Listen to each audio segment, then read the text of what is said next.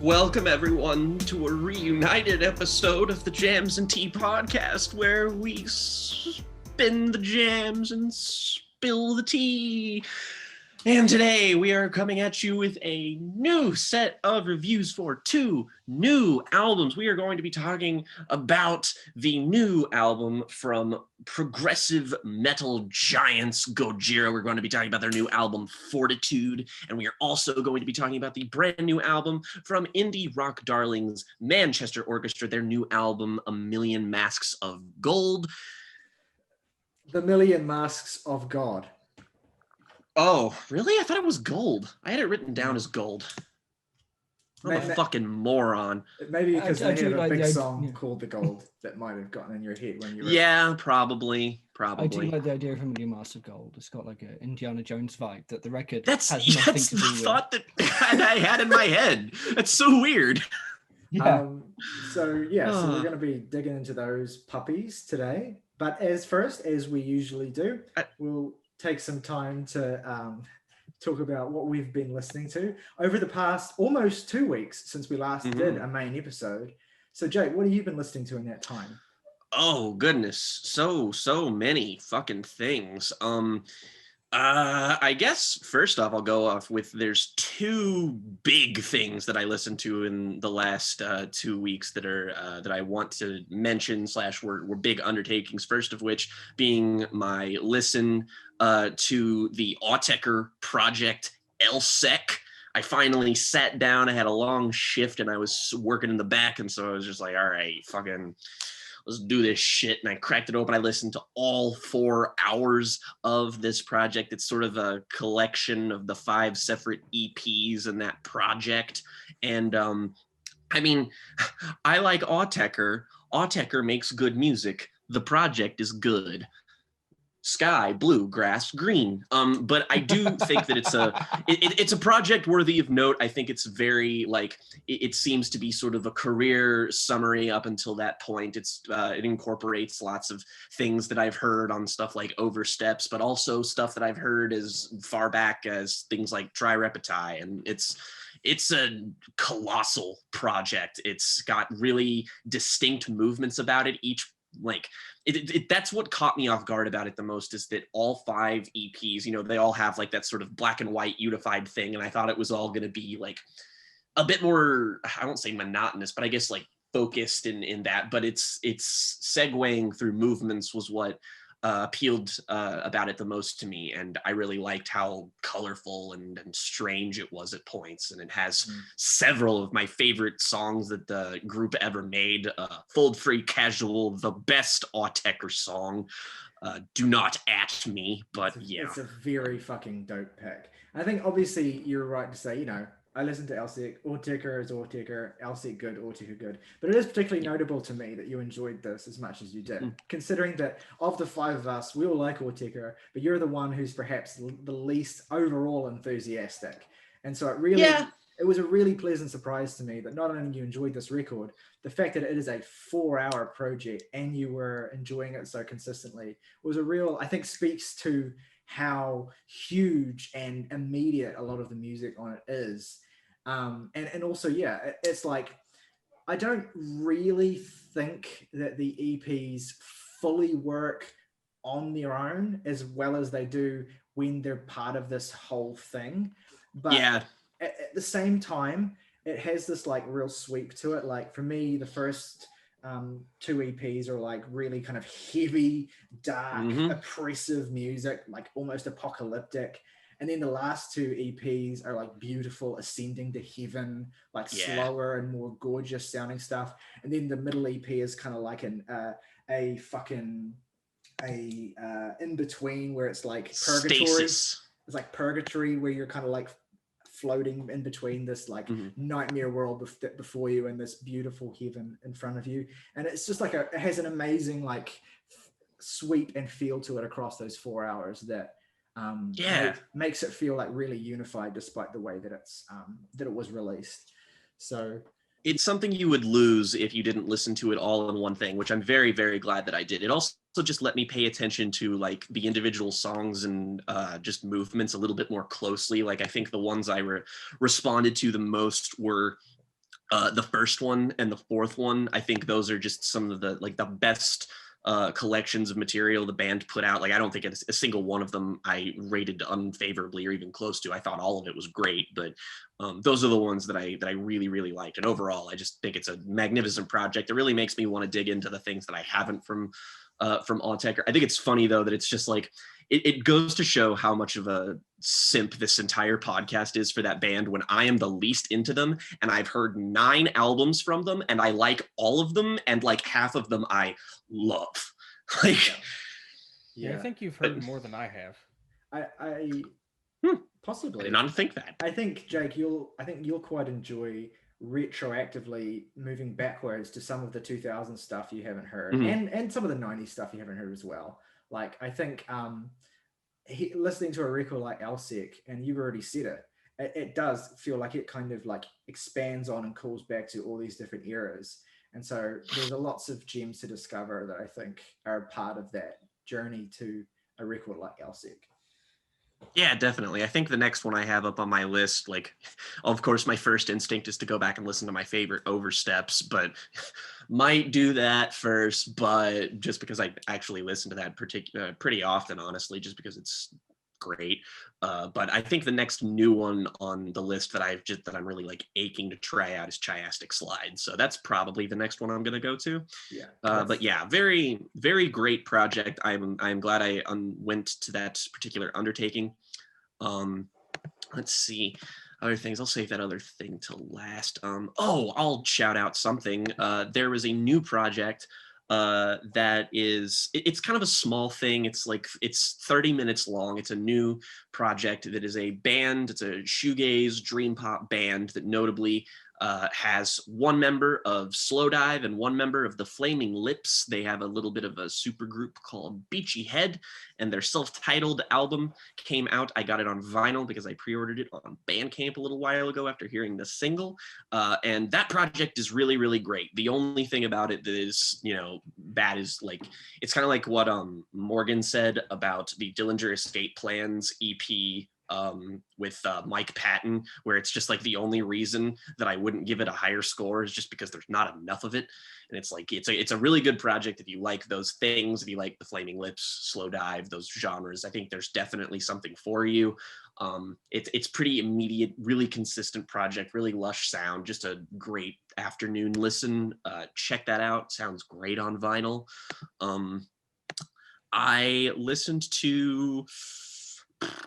I went through, for some fucking reason, I got a weird inclination to go and listen to like every Golden Era Opeth album, as is my want, I suppose. So that was an interesting little dive I went into, but during it, I was just sort of getting the inclination to listen to more metal, of which I checked out the EP by band Oranssi Pazuzu. They released an album that a lot of members of this podcast liked last year. The EP I listened to is called Farmakologinen. They're fucking European shit. I don't know how to fucking say this, but it's an amazing EP. I liked it even more than I liked the album that I listened to last year. If you like black metal / like psychedelic black metal is sort of their avenue. It's a great project. It's, fucking go listen to it. They don't have nearly enough fans. I also gave a listen to, there's a lot of shit here. I gave a listen to, I keep seeing things and then I will keep going back and forth as to whether or not. Yeah, right. I gave a listen to the most recent album by a band that Tyler is trying to get into as of late, called by the name of Kayo Dot. I listened to their most recent album, Blasphemy, which was a really interesting left turn for me because Kayo Dot are a very strange avant metal band that like they experiment in so many different things and so many different sounds that avant metal is the only thing I can broadly call them, even though like on any given album they are maybe 4 different things at the same time. There's elements of jazz, black metal, industrial, fucking just insane shit, progressive. And this album from them is their most forwardly progressive and perhaps accessible record I've heard, just because, again, they're avant, so they're kind of weird and you gotta, adjust to them in a lot of ways. But that does not stop Blasphemy from being a incredibly consistent listen. It's really, really good shit.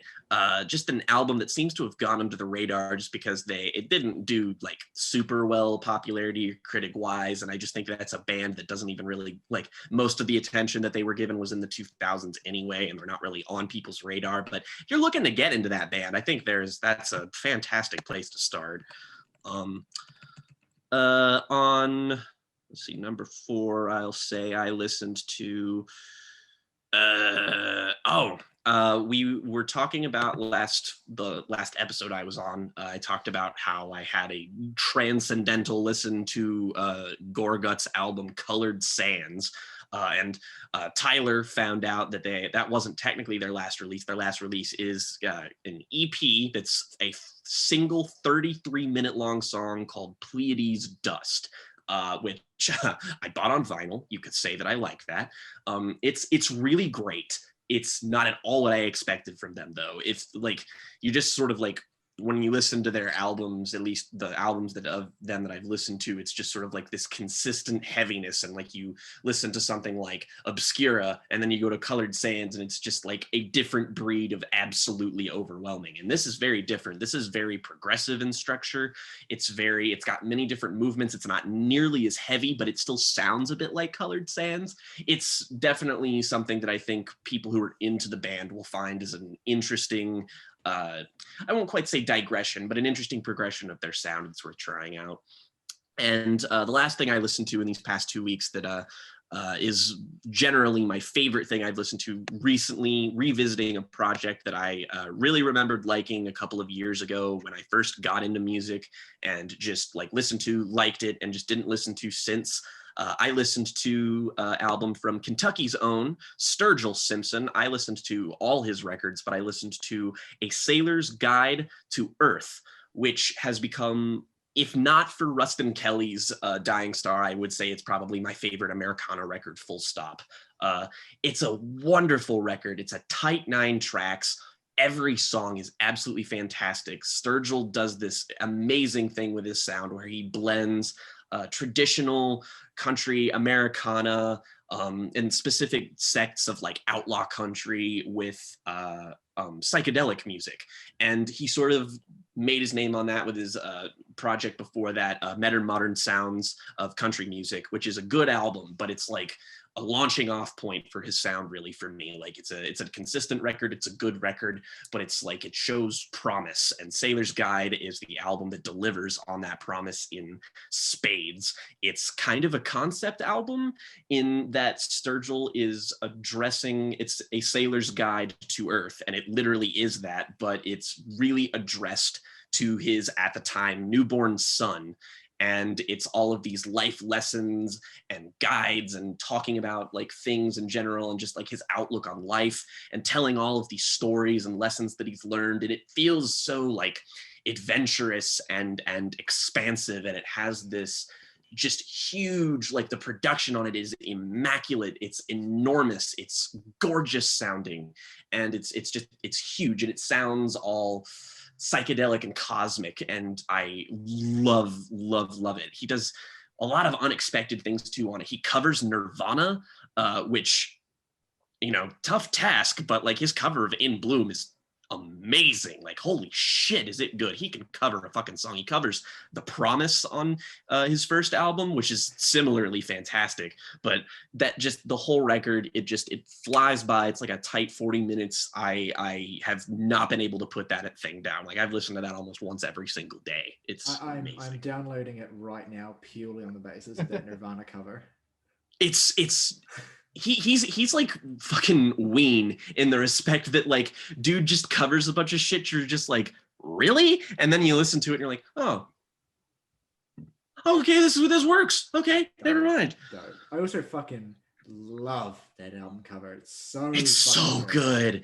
Oh, I love it. I can't wait until my vinyl of it gets here. And also just Sturgill Simpson, good looking man.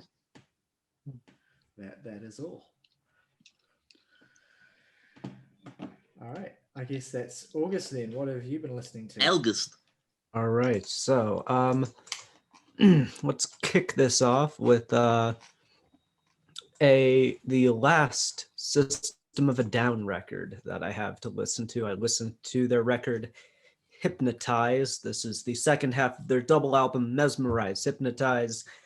And I guess my kind of hot take is that I think that Hypnotize is probably the better album. I think Mesmerize has better songs. Like the best parts of Mesmerize are better than the majority of the best parts of Hypnotize. But I think Hypnotize also is a much more consistent album in terms of its quality, which for me is always gets you slightly higher marks than being more sporadic in your quality. But is that like a hot take in the System of a Down community? Oh yeah, that's a hot take. They're like a whole 0.25 points away from each other on Rate Your Music. I always love when you talk about stuff like System of a Down because it's a band that like I know about, have like a cursory knowledge of, but I get a window into like one of the two sects of music that I just basically know fucking nothing about. Like, I didn't know that was a hot take. You could have been like, oh yes, Mesmerize, their best album, and I would be like, yes, absolutely. Yeah, but no. Hypnotize also features what I think to be their best song, that being Holy Mountains, which is an absolutely lovely, spellbinding, hypnotizing piece about the Armenian genocide and the Catholic faith in general. It's really cool. I shouldn't laugh after the words Armenian genocide. But... Yeah, that was my first instinct too. Oops. Interesting.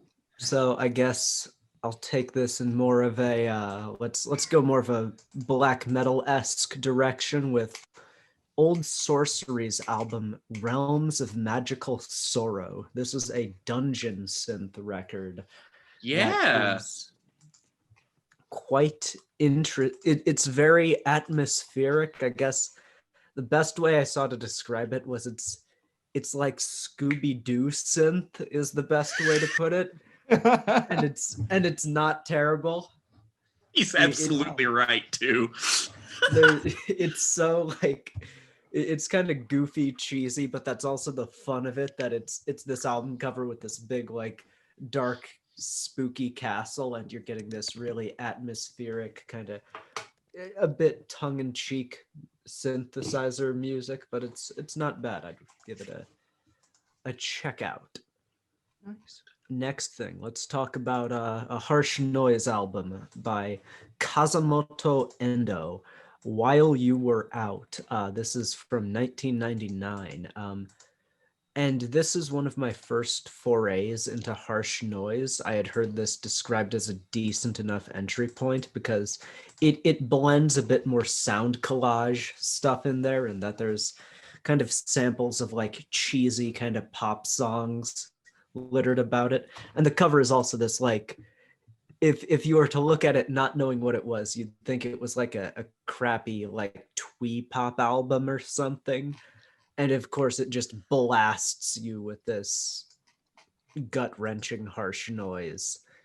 It's I didn't find myself. I'm just posting. Continue. Anyway, I didn't find myself necessarily in love with it because I guess I didn't find myself getting a whole lot evoked from the music. Like, I guess when it comes to harsh noise, from my limited knowledge, I'm a bit more into the Merzbow stuff, where I feel a bit more of a texture and a through line to some of those songs than I do to this, but who knows? It might be your thing if you're looking to push your musical boundaries. Next thing, so I'll close this out with two albums from this year. First thing, Burial and Black Down's Shock Power of Love EP.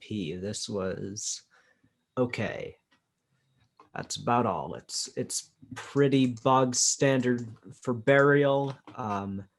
and the tracks from Black Down were just all right. They were not amazing, but whatever. Hopefully the Dolphins Chems thing is better. Don't have much to say about it though. And finally, the turd on top of the cheesecake. Exactly what this is. Royal Blood's Typhoons. I also listened to this. This was wow. This is just Ugh. It's like if you fucking auto-generated like what someone would perceive as a hard rock album in 2021. It is generic fucking personality lists, just bullshit. You know, the thing that Eggs covered in fucking hand sanitizer. The thing that covered in hand sanitizer. The thing that gets me about this, Anyway. I'll say this now because I don't want to bring it up in my segment, and we're already talking about it. People have been telling me for the last couple of weeks that this new Royal Blood album is different, you know? This new Royal Blood album, they're really going for something. They're really like pushing their sound. Literal things I have heard people say. People. I wonder who that might be. No, I have heard multiple people tell me this, and multiple people I respect have given this album a high rating. And I'm just like, I sat down and listened to it with an open mind, and I was just like, this is fucking the same bullshit. Again, they do this every album. And the difference is from every single album has been worse produced than the last one. That's the only meaningful difference. They do the same shtick. It's like with Death from Above, 1979's new record. It has the same problem. Where it's like you're trying to do a very simple, punchy thing, and you're making me mad in the case of Death from Above, because I used to tell people you were like the good Royal Blood, and now you're just making a Royal Blood record. And now Royal Blood are coming along. They had this moment to make an album that's better than Death from Above 79. They had this moment they could capitalize on, and they just make one that sounds just as shitty and compressed. And the universe is like trying to bend to your will, Tyler, so that you can keep saying they're the better version of Royal Blood. So Royal Blood's just like, all right, we have to make a shittier album real quick, guys. Like what gets to me about this album is that there's like guitars, keyboards, bass, drums. We got to have like every instrument in a 5-mile radius on this album. That's like so weird, because the whole reason that the band stood out is that they sounded like other bands, you know, but they have a very stripped down sound, being just a bassist and a drummer. Yeah.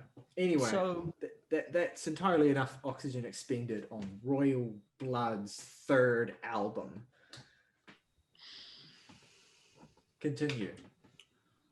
The only thing that I listen to that I really care to mention is I finally crossed a big one off my list, that being Foxing's Nearer My God, and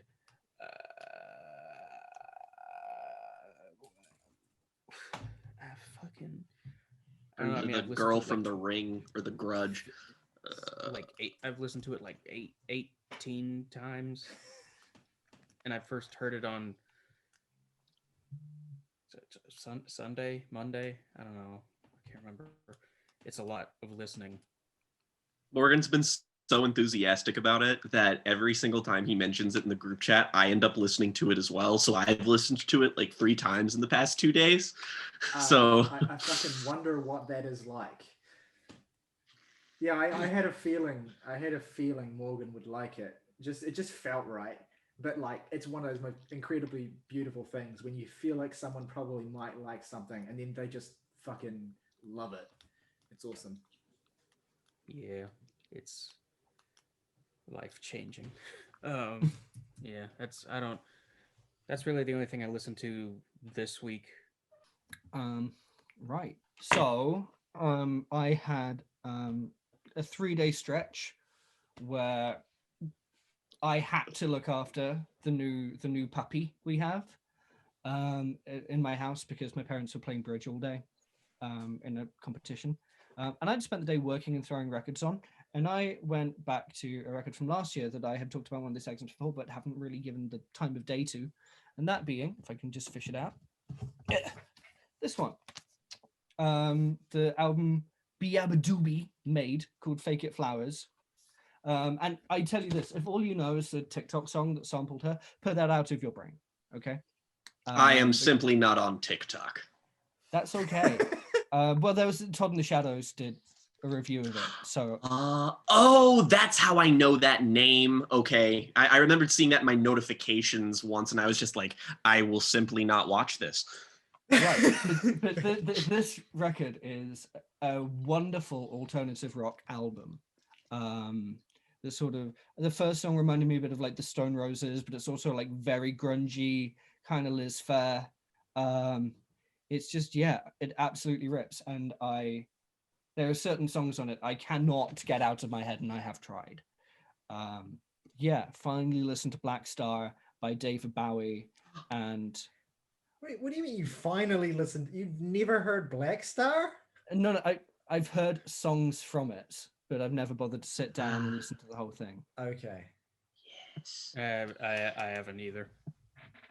But like, I don't want to fucking jump into Black Star without having heard more than like 4 other David Bowie records. Yeah, that's not a bad idea. Yeah, that was kind of my feeling about it as well. And I was just worried that, like, especially in the days when all I really listened to from Bowie was his sort of glam era.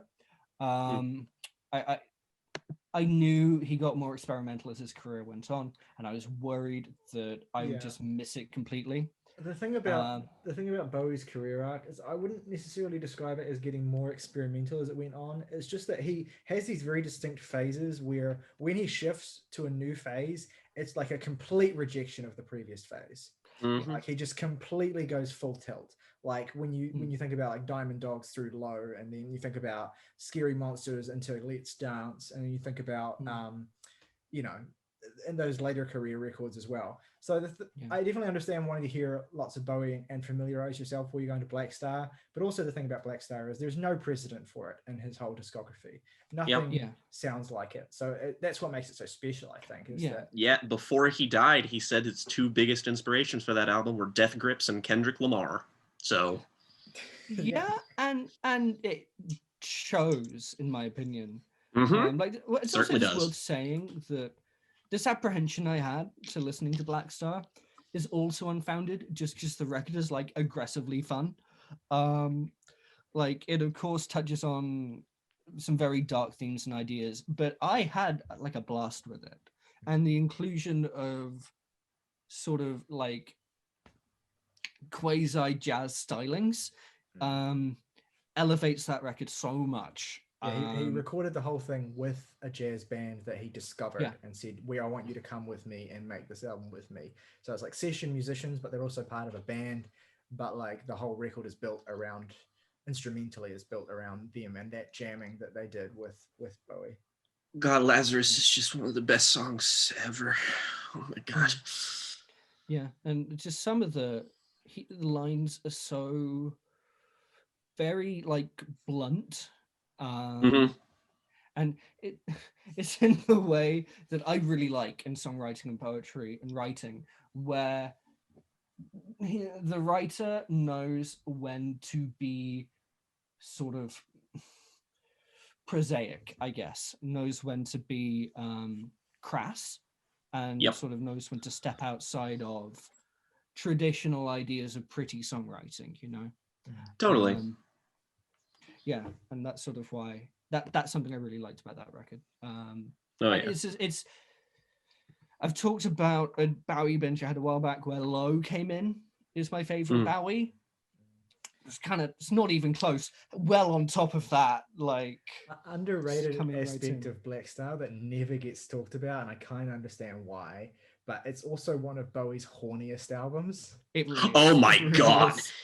Just talking about like it's like the fact that like leave it to me to read some like weird level of profundity in it, but like Bowie's image still, like even as he reinvented himself constantly over his career, is that one thing that never changed is that this dude was just a sex symbol and just was literally always incorporating sexual components into his music. So it's like Black Star that almost comes from the fact of that like he's sad that he doesn't get to fuck anymore. Yeah. And, like, Basically. you know what, man?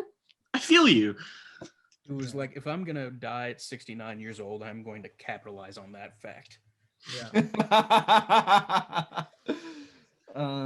Yeah. I will cap my segment off by talking about a South Korean shoegaze EP called Goodnight Shining by Vidulgi Uyu. That's OOYOO. And I discovered this. This is going to lead into a payoff for a setup of a plug I did in the last episode I was on. Basically, I discovered this looking for music for the YouTube series I just started that you can go watch, and I would appreciate linking that in the description if that's okay, because the pilot uses a song from the CP. It's excellent, and if you like shoegaze, specifically Korean shoegaze, the CP is not as good as the Paranormal record because virtually nothing. What is? Yeah, exactly. But if you like that, you'll like this. Dope. Just download both of his shit. Cool. Good shit. Okay, so my weeks, really interesting, really diverse range of records I've been listening to. Some real heavy hitters, and some landmark listens that I'm very excited to talk about. So one of the first things I want to shout out is that I'm continuing my dive into the discography of Electric Light Orchestra. I listened to their album Face the Music from 1975, which is really fantastic. The follow-up to their album El Dorado, which I've talked about many times. And they're just, both of these records are great kind of ornate pop albums. Like when you think of ELO, if you haven't listened to them a lot, you might think of like Mr. Blue Sky and stuff, which is obviously an amazing song. But even that song doesn't quite give you a full picture of just how like lush and huge sounding and like orchestral. I mean, obviously it's in the name, but like genuinely like huge this band is, and their arrangements are so beautiful, and they're awesome. I really enjoyed that record.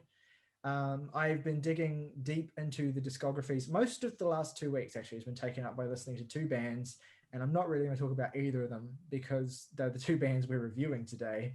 But that is Gojira as well. I listened to basically almost, I skipped over the first two, but I listened to the rest of Gojira's discography from Mars to Sirius and onwards. And I know this particular group bangs really hard for Way of All Flesh, which I thought is obviously a great album. But I'm going to be the basic bitch and say that Mars to Sirius is my favorite still. The experience I had listening to, especially the first few songs on that record, all the way up to Killer Whales, was like one of the most holy shit experiences, first listen experiences of the year so far. It was really like, damn, where the fuck have I been? This band is huge.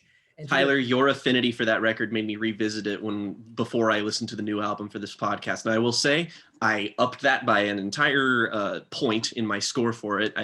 I still think that album's just a little bit too fucking long, but it's still really goddamn good. Yeah, I agree. I don't think it's a flawless record. There's definitely a couple of moments I would trim, but the difference between this record and I think some of the other records is that there's not a single like entire track I would cut. But anyway, great record. Obviously, their other records are great as well. I do think that from this point in their career, each record I like a little bit less than the one before it. But that's not to detract from them. Like even Magma, for instance, which I think is a pretty underrated album, doesn't really get much attention. Really enjoyed that record. It's a good album. So obviously the other band we're talking about today, Manchester Orchestra, already a huge fan of their last record, A Black Mile to the Surface. Upped that baby from a light 8 to a strong 9.5 this week. As she deserves. Listened to it so many times, played it in the car.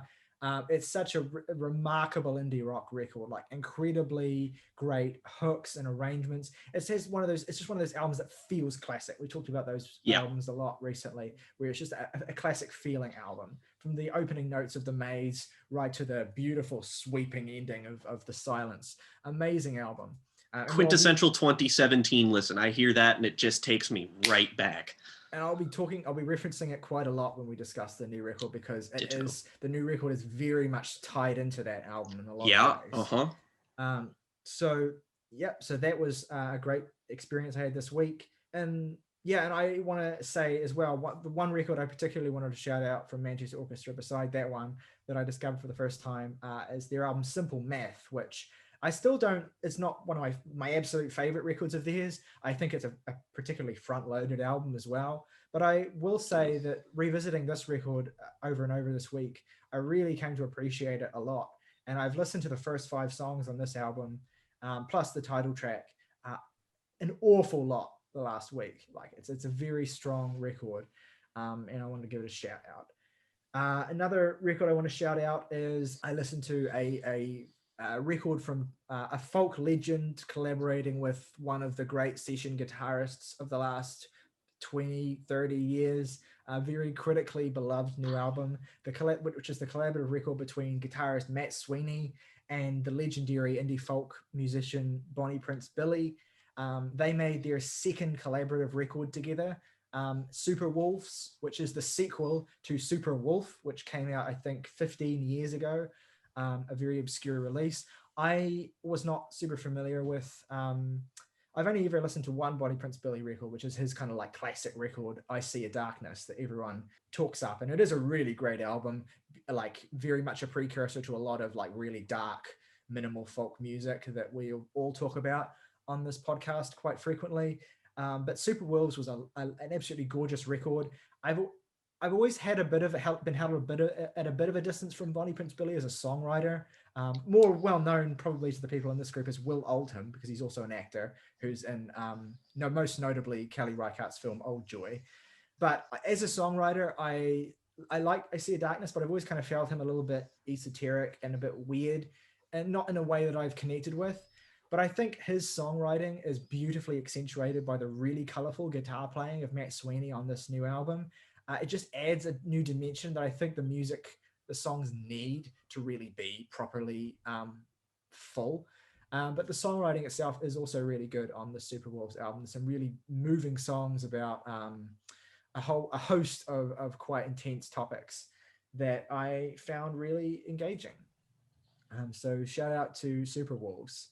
A little bit of incentive for Morgan to listen to that. The Matt Sweeney and David Ferguson did the original songs for Red Dead Redemption 2. Yeah. So I actually started playing that again the other day, and the music supervisor on that was a guy we just talked about in the So episode, Daniel Lanoy. Yeah. Damn. Yeah, so we also, that won't be out yet, but we also recorded a video on Peter Gabriel's So that will be coming out quite soon as well. One more thing I want to, a couple of big hitters that I've been building up to. One is a re-listen, one is a first listen. But first, before I do, I want to shout out probably the one record I've listened to the most since we last recorded the podcast, which ironically is not out yet. And I don't want to talk about it too much because I'm the only one here aside from its creator who's heard it. And that is the new Glacier Flower record. I'm not going to talk about my feelings on it yet. I like it, obviously, but I just wanted to shout it out because it is coming out on the 14th of May. Is that the correct date? So 14th of May. The 14th of May, and you definitely want to keep your eyes peeled for this record because we're obviously going to be talking about it the following week, and I think there's going to be a lot that we're going to have to say about that particular record. Anyway, the two big hitters. So the first big hitter is a re-listen of a record, and I haven't heard this record in probably at least 15 years. Like I was really young when I heard this because it's an album that my dad loves. It's a classic record, and it was on a lot when I was a little kid, and my dad had it on vinyl, and I think he had it on VHS as well, like a live performance of it. And that is a legendary progressive electronic record from the 70s called Oxygène by Jean-Michel Jarre. Now, this is one of the highest selling electronic records of all time. It's a French record, as you may have intuited from the name of the artist. It was released in 1976, and it's a landmark in electronic music. It's also one of the friendliest electronic music records of its time as well. It has these beautiful, lush synths, incredible soundscapes that were made with, at the time, what was very primitive technology that was quickly evolving. But it's a classic. It's a perfect album. I gave it the full 10 it deserves. Divorced from my own childhood memories of it. It's an absolute trip. I also coupled it with a re-listen of another childhood record, Tangerine Dream's Phaedra as well, which those are two quite classic ambient sort of spacey electronic records from the same time. And I think it would be awesome to talk about one of those at some point on the podcast, especially if you they're get more both into... very good. I've listened to both a fair number of times. Yeah, so I saw August was a fan based on his Rate Your Music ratings, and so I thought, awesome chance to bring it up. And if you want to hear a slice of history, like a really objectively important album to electronic music, then Oxygen is 40 minutes long, and it's just an absolute trip. And the last thing I want to talk about, the best album I heard this week, easily one of the best albums I've heard this year. One of the best albums I've ever heard, and it was coming. We all felt it coming, I guess, in a sense, especially after Jake hyped up his own experience with this record that was unexpected. But of course, I'm talking about, I love that Jake hasn't got it yet. Of course, I'm talking about Gorguts, Colored Sands. Yeah. The most recent Gorguts full-length LP from 2013, I think. And it is amazing.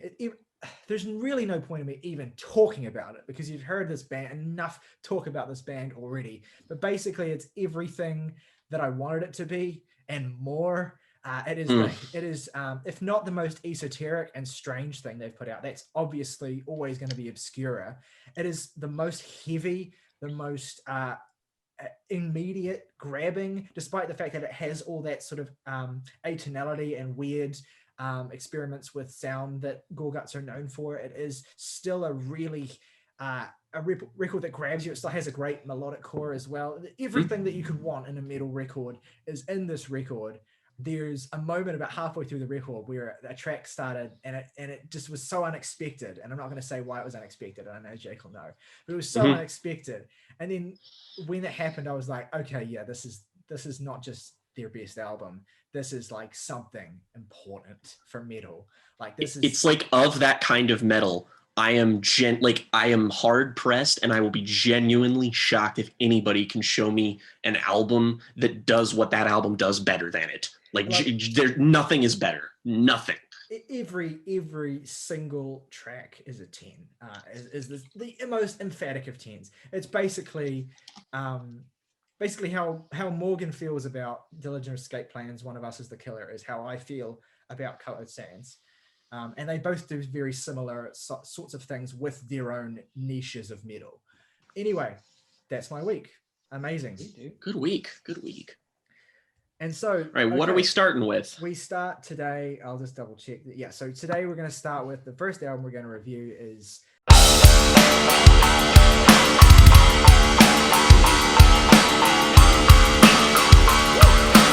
Morgan. You're probably, and Jake, I suppose, are the biggest, longest term Gojira fans. Do you want to talk about, first of all, who are Gojira and what's some context we need to know for this band?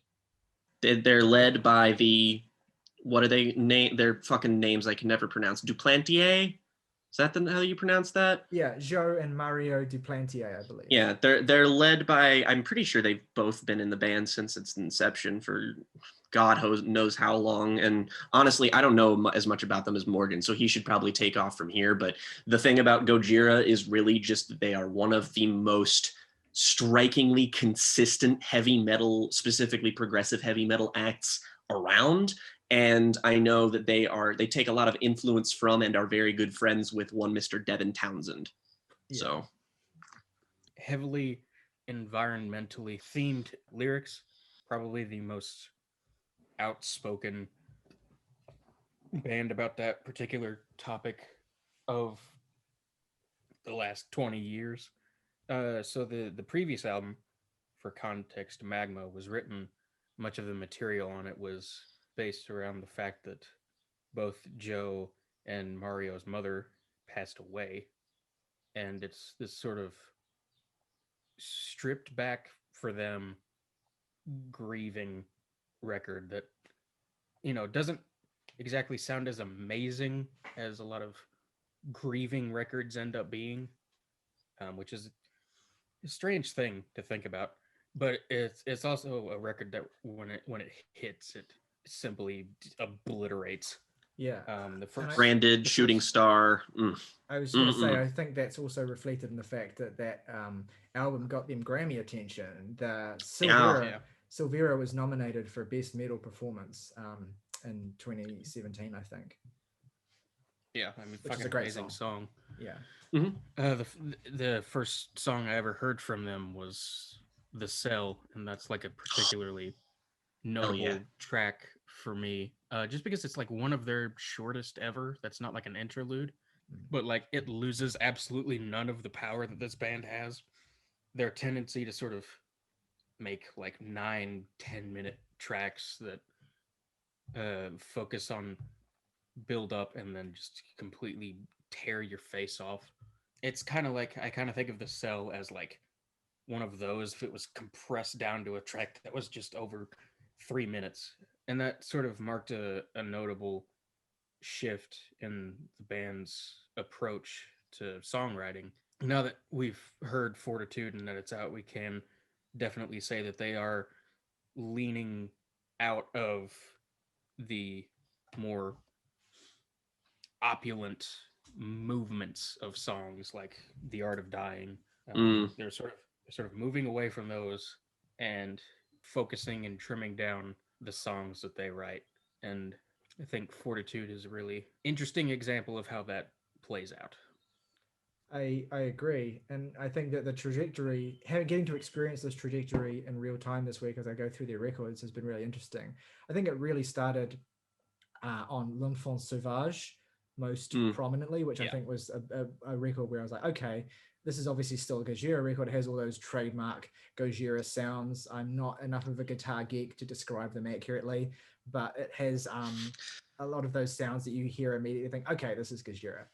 But also at the same time, it did feel like they were in many ways trying to broaden their appeal. And I think that this kind of raises an interesting question as well, because I think in the metal community, in the metal fan community, which can be like an incredibly toxic place, you get a general stereotype as a resistance to the notion of bands selling out, or a resistance to the notion of bands like trying to broaden their appeal in general. But I think that Gojira doing that is interesting because Gojira, like I imagine Gojira as a project to the Duplantier brothers is about more than just the music, because they feel so strongly about these environmental issues, and because they are so persistent as in terms of being a topic across the records that they've made. It's just it's always there, even if it is sidestepped a little bit for the personal grieving of a record like Magma. It's still always there, and it comes back to the fore in a big way on this record. But in many ways, you could make the argument that Gojira attempting to broaden their appeal, attempting to sharpen their sound and make shorter tracks, is in many ways like them more fully realizing what the point of the project is, which is to raise awareness of these particular issues, to make them a part of metal, basically, and a part of the artistic landscape, and normalize that kind of writing those kinds of songs about it kind of thing, and having an image related to that, making it more and more digestible and less like wildly esoteric and progressive and all that. So in many ways, I understand the shift that Gojira have made over their last few records, and I feel like it is in keeping with their MO as a band, as an act, seems to be to make these issues, make people aware of these issues, and without being this band that exists purely to make message records. Like, they're obviously a band that goes really, really hard. They're obviously a band that consists of a lot of really talented musicians, and they strike this balance really nicely for the most part, I think. Yeah, and it's not like to sort of accompany this shift in songwriting approach and the generally shorter run times, they watered down their sound at all. If anything, that's part of the problem, is that it does, with this record in particular, I think, is that it just really does kind of have the problem of sounding like another Gojira record to me. And while that is far from a bad thing, it's been 5 years since Magma now, and I don't know. It's hard to ignore one's own personal anticipation in a record like this, because we've been waiting for half a decade now, and I kind of wish that they were just more creative with what they were doing here. I think the thing that really makes this issue stand out is the fact that you're listening to this record and you are feeling that way. You're like, okay, your guys are really good and these riffs are great, but what we want you to do something different. And then there are moments on this record where they do something different, and it's kind of like, not like that though. Go back. Can I just leap on to the actual music here, because I want to get to the point of what this album truly is, and I don't have a track by track thing, but I'm getting the feeling, at least, that I feel very broadly similar to, at the very least, Morgan and maybe even Tyler, in that I think Fortitude is a good album. In many ways, I think a lot of parts of Fortitude are great. There are some choices that I can see not working with some people, notably, in my opinion at least, the dirtier sounding production. The thing about Gojira, at least a lot of their early stuff, in my opinion, is that I really wouldn't be surprised if he had a direct hand, or even just an influential hand, and that every Gojira record, The Way of All Flesh, and before that, they're all produced like Devin Townsend albums. They're all crystal clear, but they're so focused on being heavy that you kind of need that. And they're just they're focused on being loud. They're focused on being enormous and sounding like they're trying to hit you.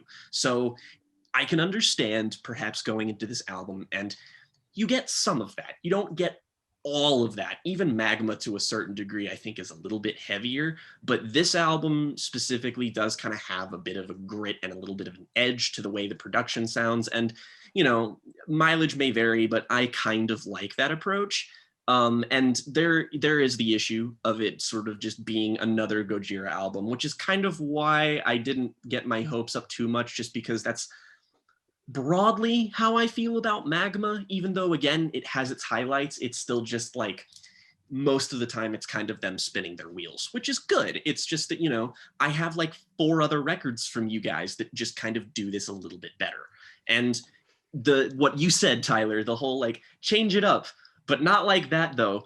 When I was listening to this the first time, I was just I get that there are parts of this that maybe my podcast mates or people in general won't get on with, but God, this is really doing it for me. They're a bit more conventional in their structure song wise here throughout the all across the board, and it's a bit more accessible sound wise, and I kind of dig that, just because Gojira is sort of leaning away and trying to explore a different strength they have, and they do it well on half of the album. I think the front half of this album is really, really, really, really good. I like it a lot. And then there's a point where and then the album just starts to be really uneven, and that's basically I think that the chant. That point, we're dancing around it. Yeah, but I was about to say that point could be just simply called the chant. Well, is Fortitude where that, slash yeah, the chant. the chant. Fortitude slash the chant. Yeah, that's. Yeah, the chant is Fortitude and the chant is it's a good idea in theory to segue, but really the problem with it is that part of the album, you get to Fortitude, and from everything then on, the album just becomes scattershot. They have this really accessible, hard, very structurally conventional sound on the first half, and it works. I think it does a really good job. You get lots of that Gojira, those wee riffs that just kind of sound like metalcore, and it's really cool.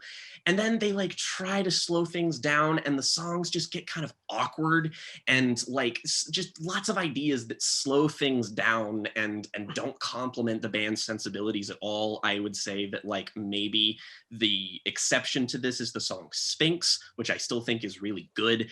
That said, Fortitude, the chant, the trails, and grind, they're fine. They're like fine. I would also say the song Hold On starts to echo a bit of that problem. That's the only song on the first half of the record that I just don't care for. Yeah, it's almost like this weird, I guess I'd have to describe it as like ritualistic progressive metal, maybe, is what I'd categorize what they're going for. Yeah, it's funny because I actually found myself really vibing with Hold On once I sort of got on Hold On's wavelength and sort of adapted to it. I found it to be one of the more sort of intriguing parts of the record. But where that kind of bites it in the ass is like the chant, which is just like, what? I think okay. I think I can kind of get on explain a little bit why certain parts of this record work and why certain parts of it don't. And I think it all has to do with kind of what they're going for with this record specifically. And obviously, like, the environmental theme is a theme across all of their records. But I think a distinct difference with Fortitude is that this record takes a much more positive approach than some of the music they've made in the past has. The whole energy of it is more optimistic. They're still talking about, obviously, the devastation of the Amazon and Amazonia and stuff and all that kind of thing. But generally, I think the vibe and what they're trying to do here is to create something that is more uplifting, that gives people the courage that is ideally supposed to be a soundtrack to an uprising, basically. Yeah, they said in interviews, specifically after Magma, they wanted to create a record that they specifically said they wanted to create a more joyful record, which I find funny. And they do too, a little bit, that aim, because, you know, it's still like, wow, yeah. And, you know, and just gnarly ass shit. I think that desire is where the roots of tracks like Hold On and the chant are based. Yeah, maybe that's where you get a bit of that kind of more ritualistic, more simplistic drum patterns to make something that people can really sink into pretty easily and like perhaps play along with, in a sense. I think it's intended to be anthemic. I think the reason why the chant doesn't work is that it's intended as a call to arms. I think, like, this is the chant of the revolution, like this is the thing that you will be, the noise of walking into the battle. And the civil disobedience is a topic that came up a lot, and a lot of what Joe was talking about his themes for this record to be. And the issue is that it kind of does has the opposite effect. The chant itself is not inspiring and emotional, but it's frequently kind of just whiny and annoying. Belabored, yeah, is a good word. And that's kind of where I'm at with about half of this record. Much like Jake, I do think half of this record is really strong, but it's strong in the way that Gojira have always been. And then the rest of it is kind of just, there's a point where it becomes inconsequential. And I also think that it seems a weird thing to latch on to, but this record does feel a little too long for its own good, even though it's only 51 minutes. I mean, even at 44, which is not much shorter, Magma still had the feel of a more concise and effective listen. And I think the way that Fortitude exacerbates this problem is the fact that the general kind of track length is just longer. It's not just that it's a longer album, it's that the songs themselves go on for longer. And I think it works to a certain extent in parts of the first half of the record. And I have some notes that I'll want to get into on some of these early songs because I like them quite a bit. I think, for one, Born for One Thing, the opening track is really strong opener. Yeah. The riffs feel genuinely heavy. It gets the record rolling in a really nice way. And I also like the way that this song starts the album in a heavy place thematically too. And it's kind of like, because the song is about accepting death as inevitable and confronting your own mortality. And I think the point of the song is that if you want to achieve a revolution, if you want to achieve meaningful change, if you want to have a productive life, the very first thing you have to do, or this is emblematic of the first things you have to do, which is to overcome your basic fears, overcome your fear of death. You can't be trapped by this paralyzing question of whether it's all worth it. You have to accept the inevitability of death, and then you have to start from there and move forward. And so I think having this at the start of the record is a really, thematically and musically, a really strong choice. Oh yeah, I mean, and I'm obviously not someone who's super familiar with Gojira's back catalog, but I did like a lot of the kind of trick this record would use, a lot of doing this really heavy riff and then ending the riff with this like really off-kilter kind of tonally dissonant sound to transition into the next musical idea. Gojira loved that. That's I thought that was a lot of fun. Yeah, what that is guitar harmonic across all 6 strings while also performing a pinch harmonic. And a pinch harmonic is when you play a note regularly, but when you're picking it, you dig in just a little bit of your thumb into it, so it goes like ooh a little bit. I love that shit. Yeah, okay. It's Lamb of God uses it all the time. Yeah, Mm-hmm. I was that's trying to a figure good out one. why it reminded me of them, and that's it. But yeah, it's a normal harmonic where you just lightly rest your finger on the strings, and on certain frets it resonates with a pitch, but it's also doing a pinch harmonic on all those 6 strings at the same time, and it's like I don't know who thought of that. Yeah, it's a really kind of ugly sound, but it also works. It adds to the effect of their heaviness. But yeah, so Born for One Thing, amazing opener. Amazonia, one of the big singles for the record.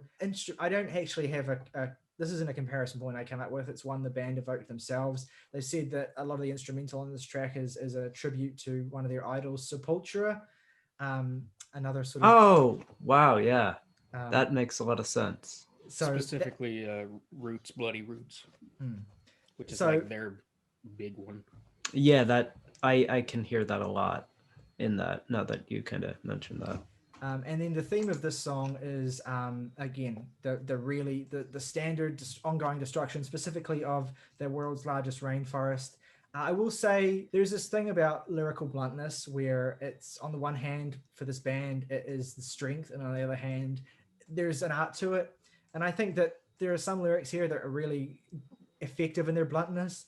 And then you have lines like, "There's fire in the sky, you're in the Amazon," where it's like, yeah, I know that. I know I'm in the Amazon, Joe. I got it. I get that. Okay. But I do like this song instrumentally. I like the switch up in the bridge of the song. I do think there are points where the vocals, and this is something that is inconsistent, but does happen on parts of the records, where sometimes the vocals are a little murkier than they should be, especially sometimes when you have clean harmonics as well. They're not necessarily as clear sounding as they should be. It's something Jake's already touched on. And then Another World, I think, is a really good song, though. I like this song even more. I think this is my favorite of the singles on the record. And it's this really interesting song about examining the idea of abandoning Earth and trying to start over, and basically the inherent selfishness in this idea of essentially doing whatever you can to propagate destruction rather than choosing to change it. There aren't actually a lot of lyrics in this song, which is fine. It really lets the band shine. And they have some really nice, clean vocal harmonies in the second half I like that sound great here.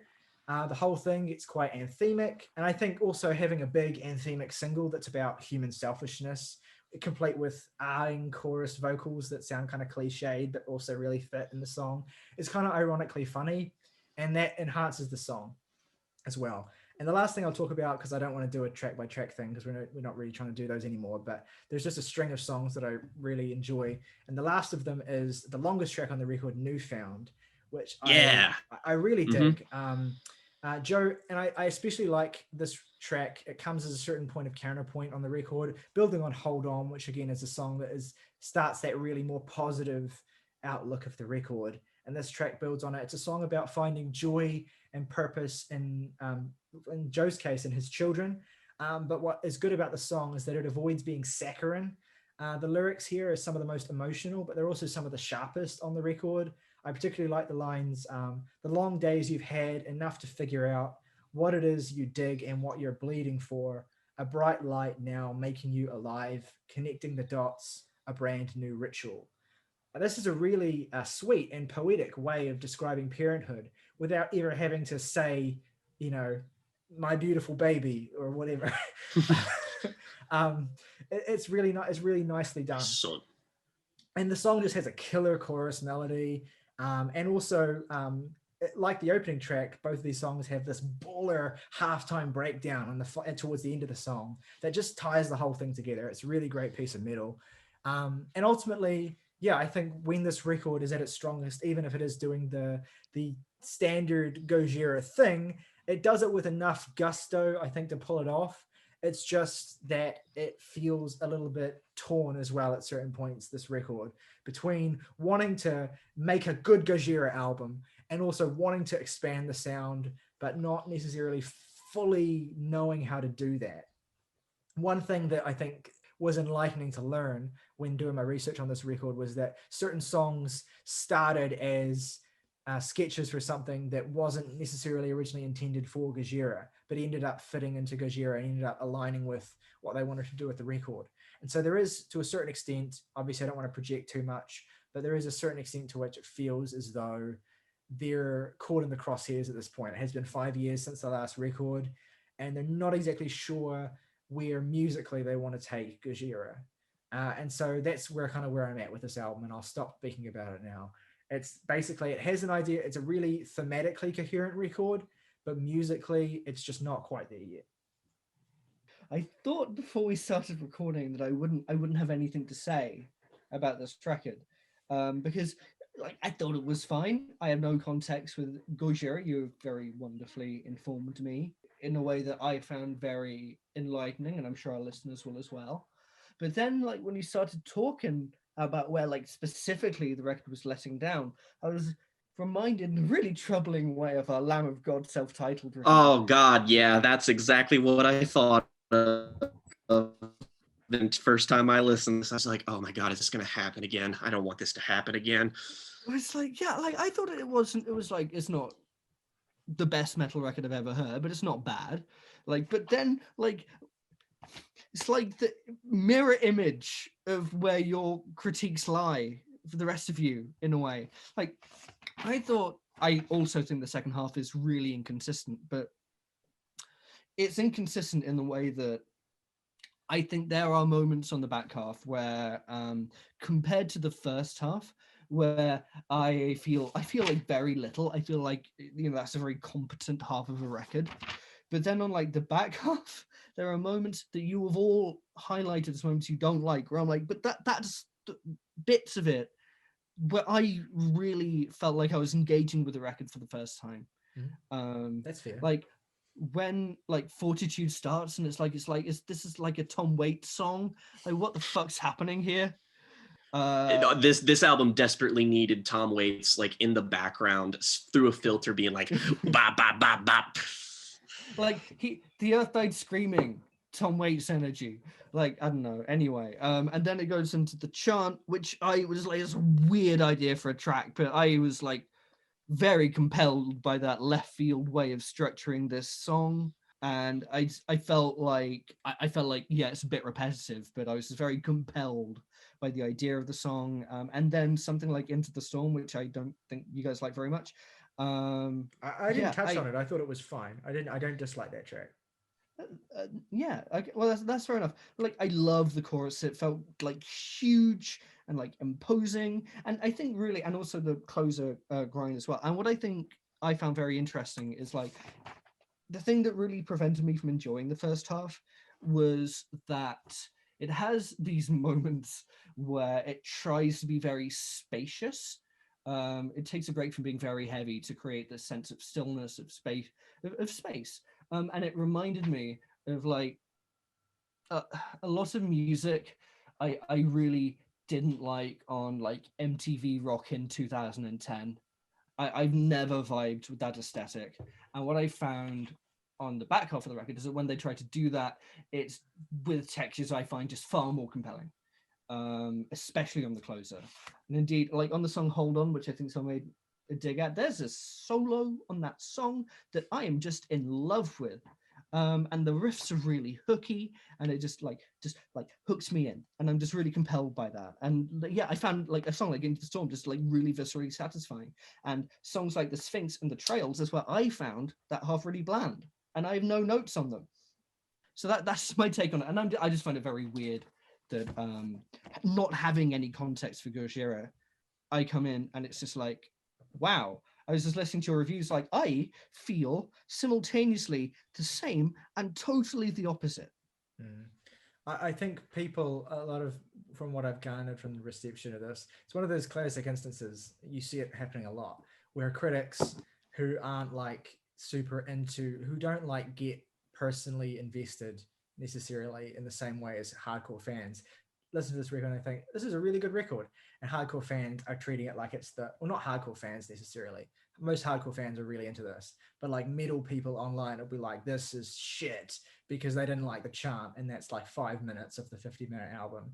They exacerbate certain issues as though they reflect the whole record. And the real reality of a record like Fortitude is there's a lot of good stuff on there. There's a lot of attempts, and admirable attempts at doing different things that just don't necessarily come off for me. And that the fact that the chant works for you, Saoirse, is actually really nice to hear, because it's glad that I'm glad that it works for someone.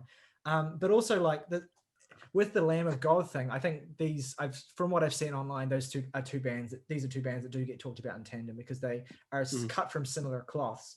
But I think the big distinction to emphasize, if we're going to bring Lamb of God up, is that Fortitude is a mature album. Like, it's an album that knows what it wants to be. It's an album that has a clear head about that. It's an album that is thoughtfully written and poetic at points. And it's an album where musically everything is kind of in tune with what is going on thematically, even if the execution is a bit iffy. Lamb of God, for me anyway, none of those things applied. So that's the difference. Is I think that Gojira at least are in a place in their career where they're clear about what they want to do, and they're still really, really finessed in terms of their talents. Whereas Lamb of God, I think, are maybe in the midst of a bit of an identity crisis. I think that's certainly true. But the thing you mentioned about the way different critics are taking this and the way sort of the metal community at large are taking it is something this isn't the first time I've seen that happen in the metal community, if that makes sense. But I really love that we can come here and have a very in-depth discussion about this record. And what's nice about it brings to point the multiple perspectives one can even have on this album, because like, I don't think anything on it's actively bad. Like, the things that don't work for me, like even the lowest points the album has, it's not a point where I'm just like, oh, this sucks. Like, no, it doesn't. It's just all a mixed bag when it's not great. I think what's beautiful about what we do is that even though we do approach a lot of records as fans and with that investment, we also don't talk about things like in a purely rabid way like you do get with some fan bases. We do take a bit of a step back, and we often disagree with each other as well. So we get a more balanced approach than I think you might get from certain other perspectives on bands like this. But that's my opinion anyway. All right. So favorite tracks and ratings then. Jake.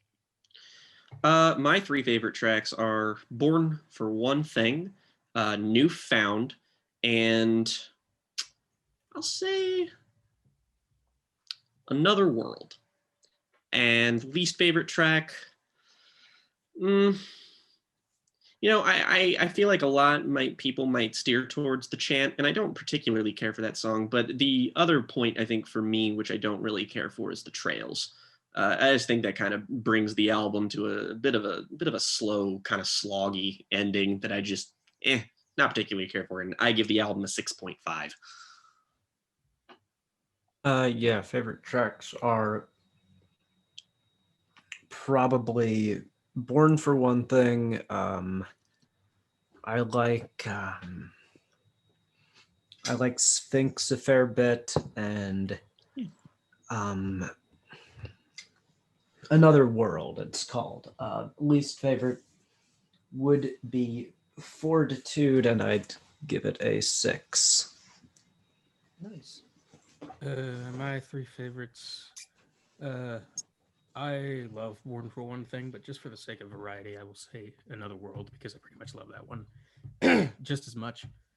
So Another World, Sphinx, and I will also throw in Hold On, just as another counterpoint.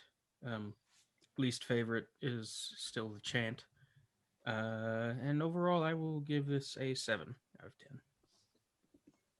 Okay. My favorite tracks are Into the Storm, Hold On, and you know what? I'm going to be edgy, even though there are other tracks I like, and I'm going to say The Chant. My least favorite is probably The Trials. I'm going to give this record probably a 5.5 out of 10. Fantastic. My three favorite tracks are Another World, Newfound, and actually, I'm going to shout out a track that I didn't even mention that I really like. I actually think that Grind, the closing track, is pretty good. I like it because I like the message of this song, which is this idea of like, you have to surrender to the grind of daily life, to the routine of the everyday, before you can be your revolutionary. You have to those two things can coexist. Change is gradual, and that doesn't mean that change doesn't happen. And it's this kind of song about, as you get older, you have to learn that not everything can or will happen at once, and that patience is important in the process of achieving anything meaningful.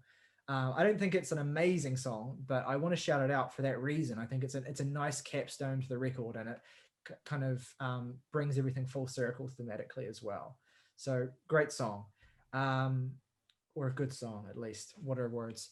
My least favorite on the record is Fortitude / The Chant, and I'm going to give the album 6.5. Fabulous. So that is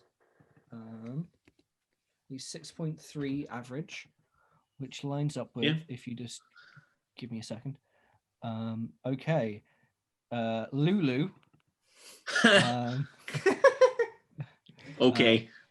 Evermore Somehow appropriate. Evermore by Taylor Swift. And A Creature I Don't Know by Laura Marling. I must say, just as is unfortunately often the case with bands that any amount of us are particularly fond for, we have the unfortunate task of, when reviewing a new album of theirs, is making the band not seem great because we review their probably weakest release. That said, all listeners and everyone who on this podcast who hasn't, your unofficial homework is to at one point listen to The Way of All Flesh. Go listen to their earlier records in general, just because the band is fucking great. I don't want this to be like, I don't love them obviously as much as Steven Wilson, but in an ideal world we would have gotten to talk about them in a better avenue than this. Yeah, no, absolutely. I think we did justice to those records as well when we sort of mentioned them. All right, so moving on then, our second release of the day, another new record from a band that are beloved by at least two members of this podcast.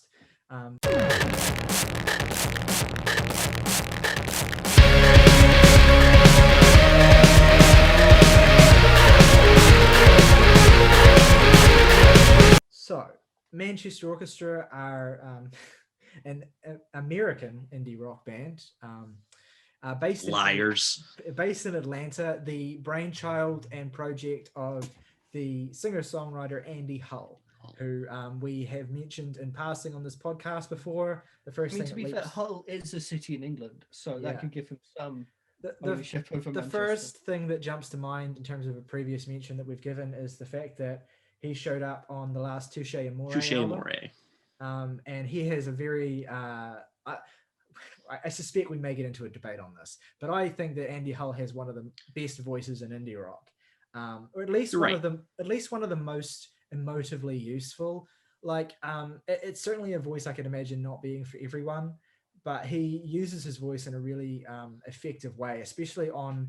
I know this isn't a record that you guys are hugely massive on, but I think some of the passion that you hear on an album like Mean Everything to Nothing, for instance, as a good showcase, at least, of his vocal versatility. And then the shift the band have made in recent years, incidentally, that vocal versatility is also all over Simple Math as well, which I shouted out in the opening segment of this video. But in recent years, from the last record onwards, this band have shifted into a slightly new mode where they're focused a little more around these very spacious and pretty but also kind of grounded and grooving rock arrangements. And that has that started in dramatic fashion with Black Mile to the Surface, which I think was the moment where a lot of people started catching up with this band, myself included, even though I came late to the party, even on that record. And now it's resulted in, I don't want to say sequel, but it's almost like a companion piece of sorts to that record. I think of it as like a mirror image. That's a good way of describing it. Continuation also? I was just going to say that it's very thematically tied into the previous record. It's sort of like catching up on the emotional place that Black Mile to the Surface left off on.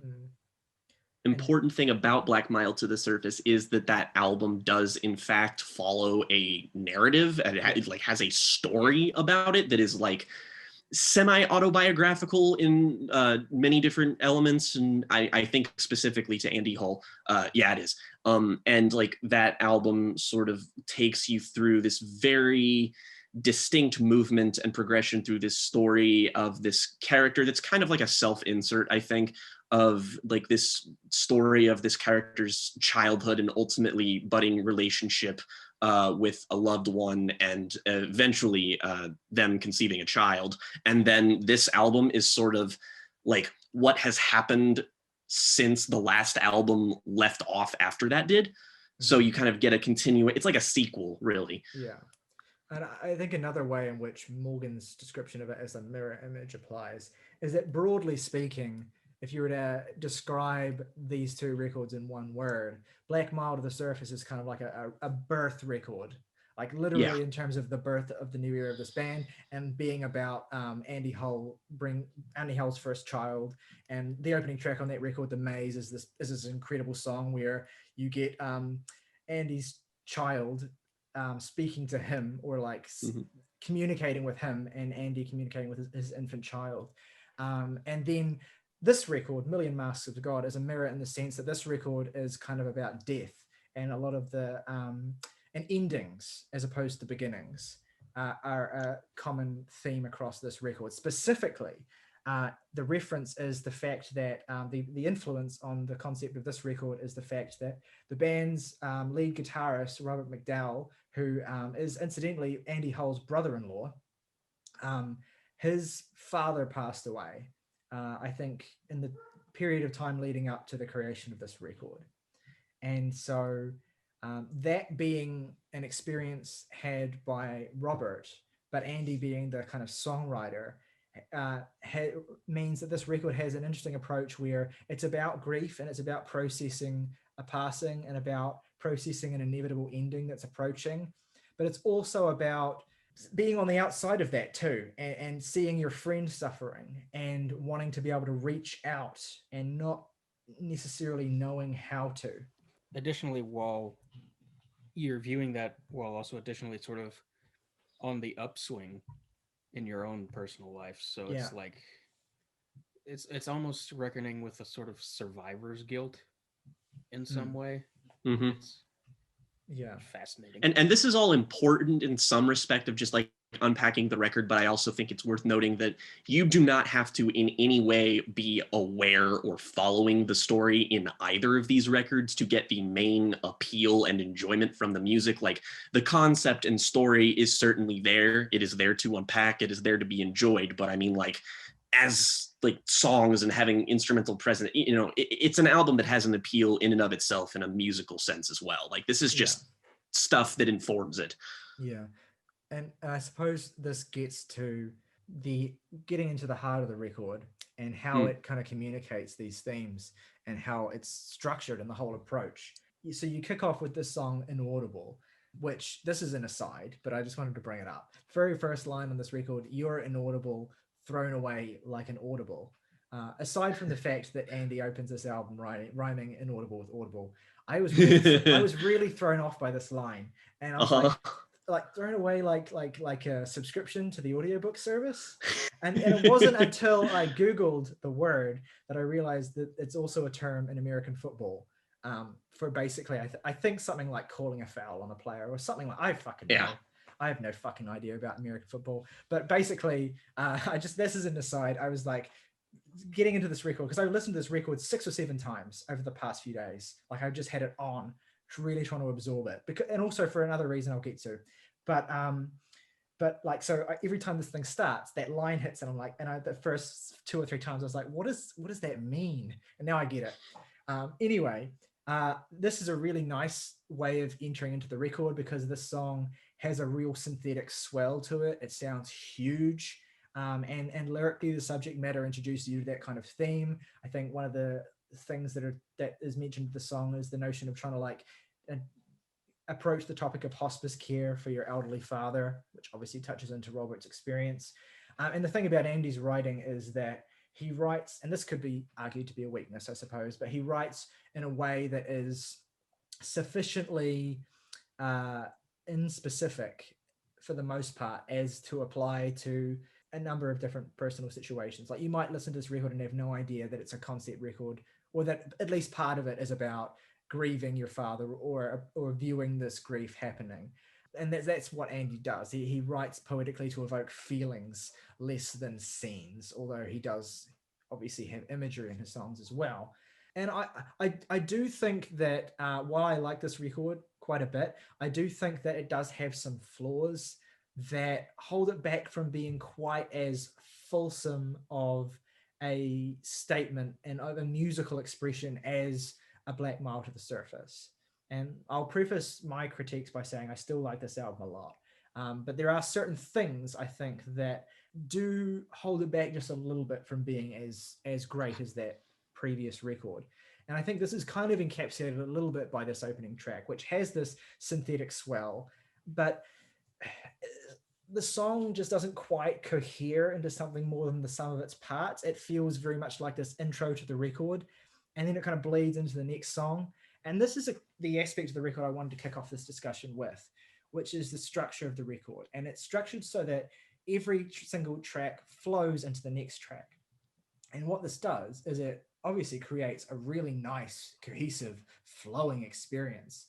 If you put this record on without looking at the music app on your phone and following the track list, like I did the first couple times I listened to it, the album experience is pretty transportive, and you probably won't notice at least a few of the track boundaries at all.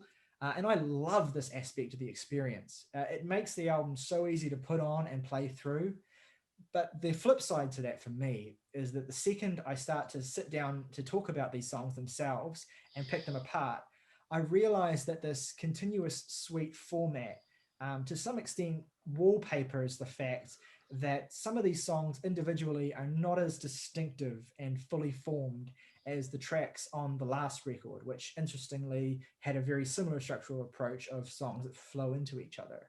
The difference between this record and the last one, I think, is that this record at points, the songs themselves sound a bit more washed out.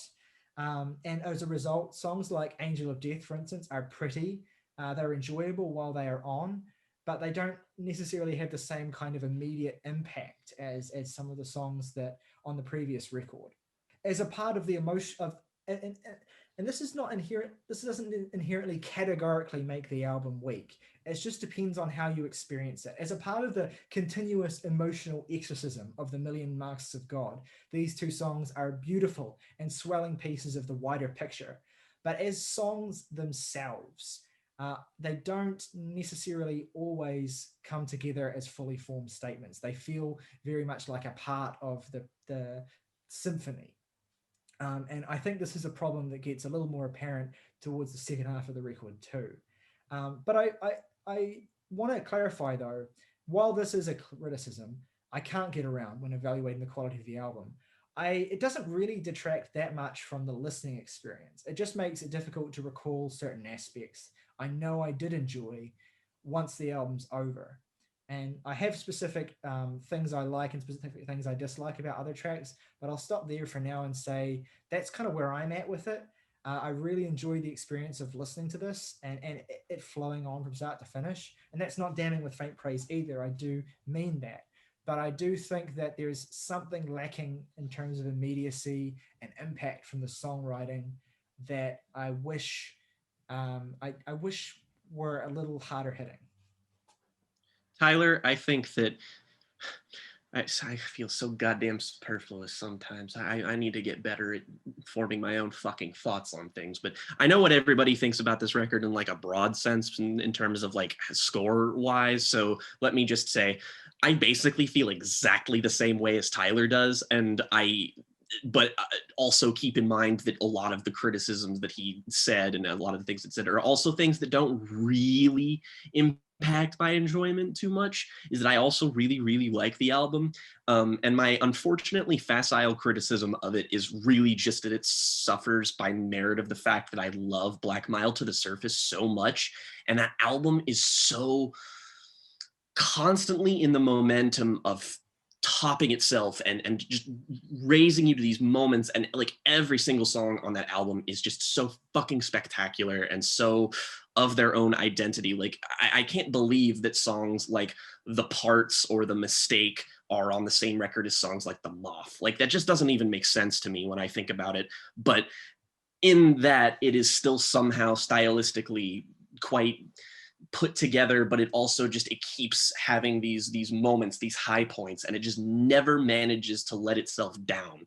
Whereas this album is consistent, and I feel like the way it flows together very seamlessly helps that consistency. It's just that it never ever seems to hit the highs that Black Mile does for me. And I get that like that's an album that I love very dearly, has a very personal connection to me and a very specific part of my life. So that's probably unfair to this record. But I think a lot of this album is just, it's a worthy sequel in many ways. And I could totally see someone liking it more than the first one, and just for a myriad of reasons that maybe I don't even, but like I love the blend of electronic and organic instrumentation on this album. I think it sounds really great. It's building off of a lot of ideas that they put up on Black Mile that they weren't necessarily half-baked or half-formed, but you can tell that Black Mile, at least sonically, was definitely them shooting for the moon in many respects, and they hit it 98.9% of the time.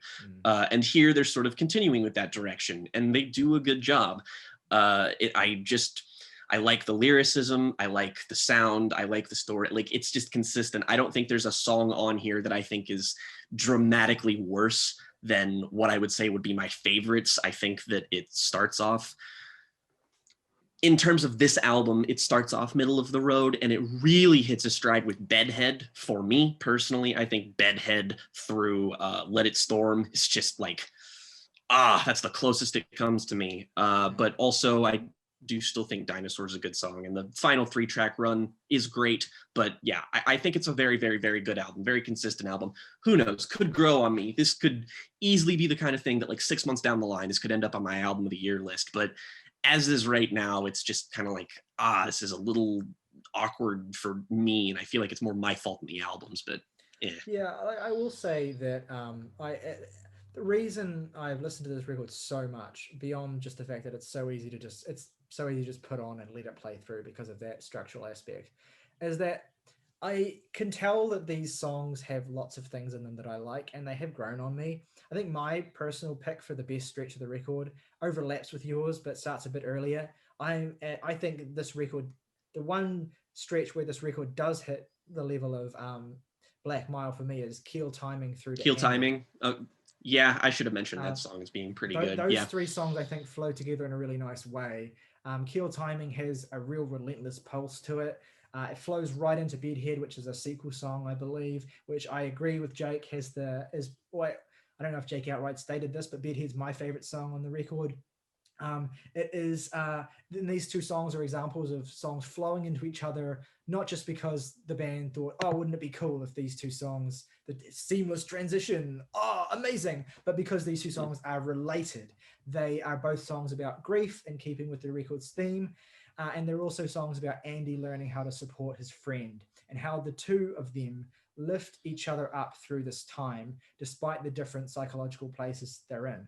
These two people, Andy and Robert, supporting Andy, trying to support Robert in the best way that he can, and Robert trying to be a good, continue to be the good friend to Andy that he's always been.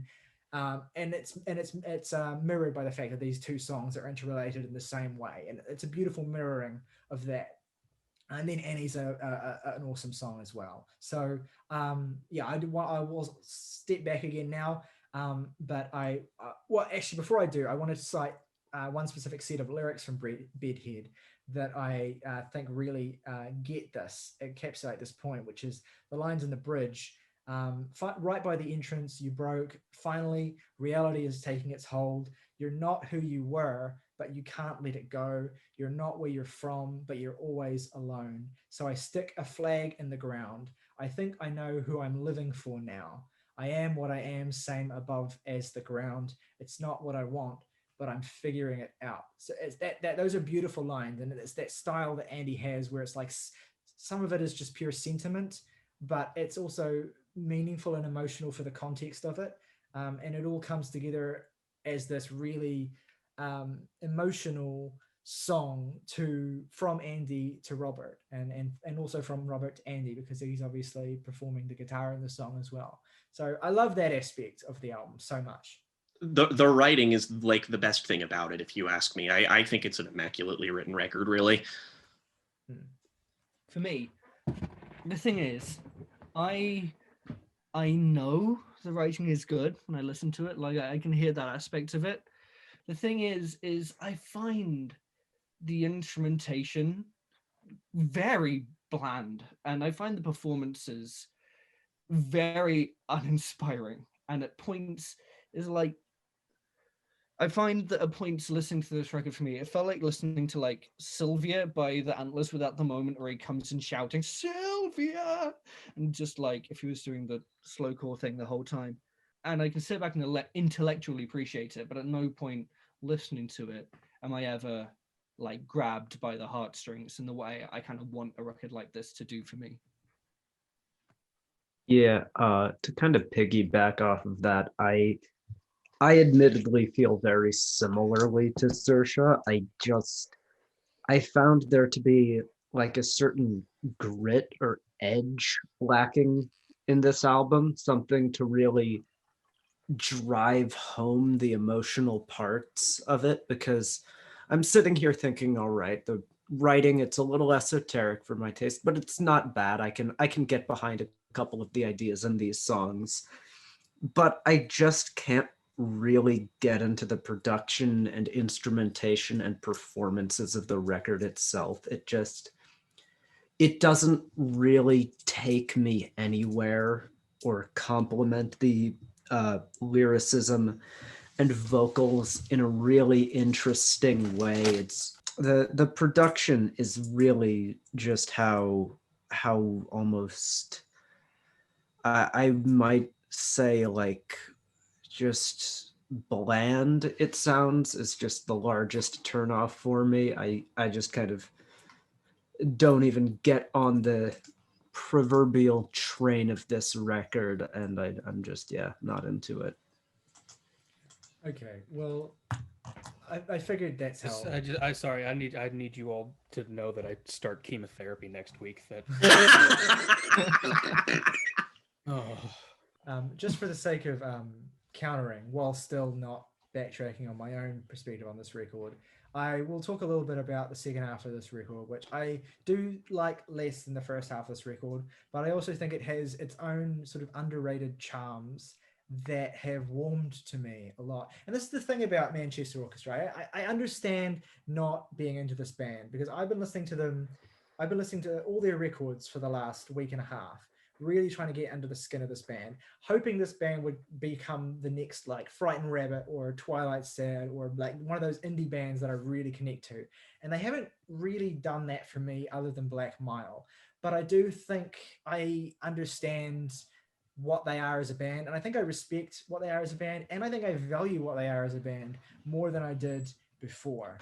And I think that the softness, the lushness, the spaciousness, the reverb, or however you want to describe that sound of the record, the lack of an edge that it might have, is, I don't know, something that makes the record quite dreamy and pretty. And one of the aspects of it that I find so conducive to that repetitive listening experience, and helps the whole thing be this holistic thing. Like it's a double-edged sword. You have this record that is very holistic because its sound is very consistent in this dreamy atmosphere, but as a result of that, if you don't get on board with that, then it's fine. It's consistently middle of the road to you, and it doesn't vary much from that template. But I happen to enjoy that for the most part. I just think that there are moments on this record where they could have made the songs hit a little bit harder. The Telepath, for instance, has a nice looping acoustic guitar figure and some really sweet piano backing, but I also don't particularly care for it's not that I don't care for, it's that I find the sentiment on the song a little dry. It's beautiful, of course, commitment to your partner, but it also feels a little askew from some of the songs that have come before it, and I would have liked to have seen a little bit more naughtiness in it, for lack of a better word. Let It Storm has a really nice distorted squalling guitar solo that I think adds a lot to the song, but otherwise it kind of floats eerily in place. I think that from this point, though, the last few songs of the record do have a bit of an upswing for me. Dinosaur sees Andy repeat a verse from Kill Timing where he says, all I do is repeat myself. And I know the temptation is clear to make an obvious joke or criticism there, but I think Andy uses this repetition to raise a good point. And it's an introspective moment. It's a moment where he reflects on his worst tendencies as an artist and his perception, and in his personal life, in the important roles he has as a parent and a friend.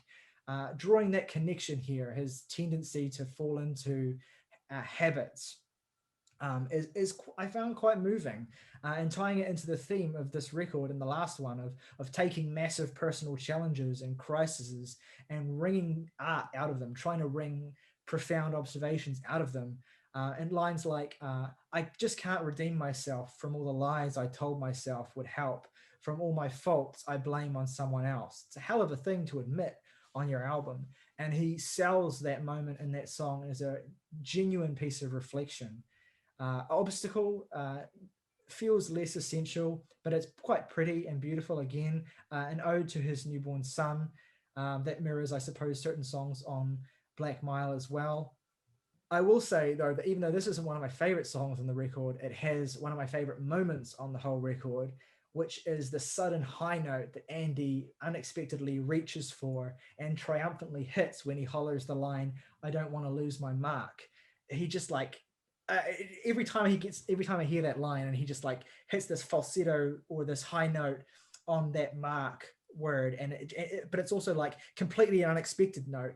It's like so awesome. I really dig that. It's maybe my favorite single moment of the whole record.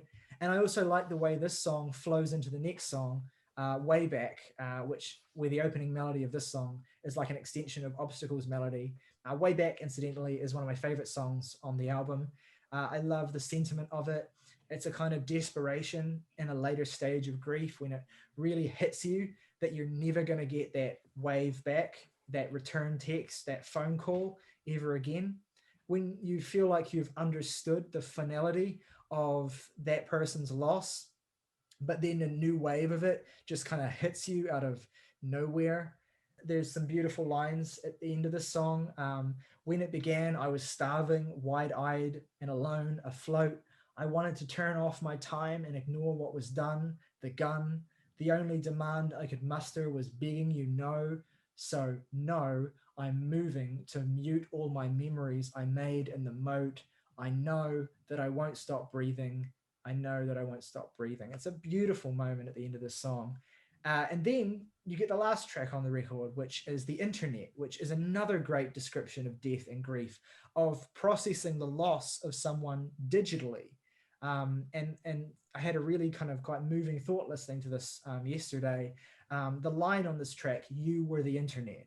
And what does this line mean? I don't think this is what it necessarily means, but the first thing I thought of when I heard it is how so many people throughout the pandemic have had to say their last goodbyes to their loved ones through Zoom, having this additional distance imposed on you at this incredibly devastating moment in your life. You were at that moment that I said goodbye to you, you were the internet. But also, you were the internet has an additional meaning.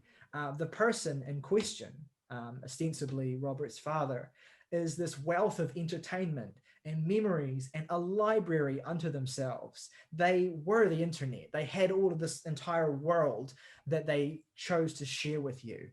And now that has been taken away. And Andy's singing on this towards the end of the song to his brother-in-law that all I want is the weight erased for you. And all this time I thought I was right.